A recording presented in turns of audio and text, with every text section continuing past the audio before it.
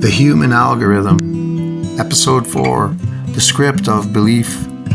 We are taught stories before we are taught facts. Legends, myths, fables, they come first, shaping the imagination, defining what is right and wrong, safe and dangerous, sacred and forbidden. Every culture has its script. Every generation learns to read it, to act it out long before they realize the ink is invisible. I wonder, did the architects of the mind know this? That by scripting belief they could extend control beyond laboratories and classrooms, deep into the pulse of society itself? Stories are the oldest code. They map human behavior.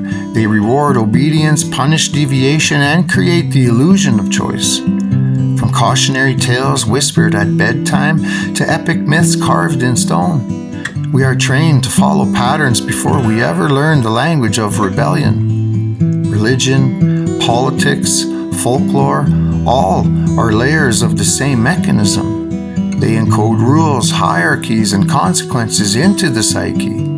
Obedience becomes virtue, deviation becomes danger, and faith becomes habit. And it works because it feels voluntary.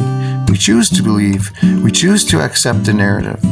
But the choice itself is a mirage, a theater so convincing that the audience never sees the strings.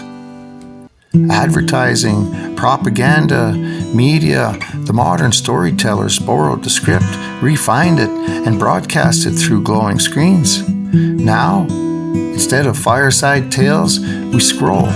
Instead of myths told by elders, we consume digital parables engineered to elicit precise emotion, outrage, desire, envy, and fear. Each click, each share, each algorithmic suggestion is another line in the modern mythos, a narrative that shapes behavior without ever asking permission.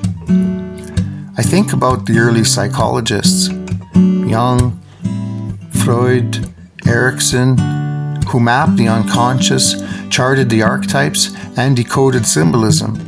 They discovered that beneath logic lies a landscape of images, instincts, and inherited stories. What began as observation became a toolkit, a way to measure, predict, and ultimately manipulate the collective mind. Even the stories we tell ourselves are part of the algorithm. Our personal myths, I am this type, I do this, I cannot change, are echoes of the larger script we inherit. They carry lessons, traumas, and ancestral conditioning bundled into identity. And when we fail to question them, they become invisible chains disguised as truth. But the power of the script isn't absolute. Awareness fractures it. Conscious reflection disrupts repetition. Every time we pause to question the story, even our own, we rewrite the code. I see it in every quiet act of defiance. When someone challenges tradition, when a voice questions authority, when a child asks why instead of how. Each act of awareness sends a ripple through the system, small but undeniable. The human algorithm doesn't thrive on deception alone. It thrives on participation. It succeeds when we act without reflection, when we internalize borrowed beliefs as self-evident truths, when we reward behaviors it programmed us to repeat. But it weakens every time we reclaim agency, even in whispers, even in thought. Stories can enslave, but they can also awaken. They carry wisdom, morality, and memory. They preserve culture and spark imagination. They can teach empathy, provoke thought, and inspire change. The difference lies not in the story, but in the reader, whether we surrender to it or question it. So, the challenge isn't to destroy myths, erase religion, or silence stories. It's to see them, to trace their origins, to understand their purpose, to recognize what serves humanity and what serves control. Because every belief has a blueprint, every ideology has an author, and awareness turns followers into editors of their own narrative. The script of belief is everywhere, in media, in politics, in culture, and most powerfully in the stories we tell ourselves. But it's also the gateway to freedom. Because once you see the architecture of influence, you can begin to write your own. You can choose which narratives shape you.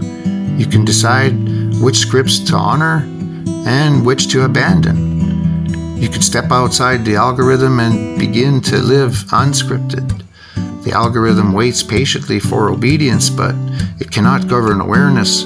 And in that awareness lies the space to act differently, to feel differently, to live deliberately. We are both the audience and the authors, the characters and the creators. And for the first time in history, we might finally hold the pen.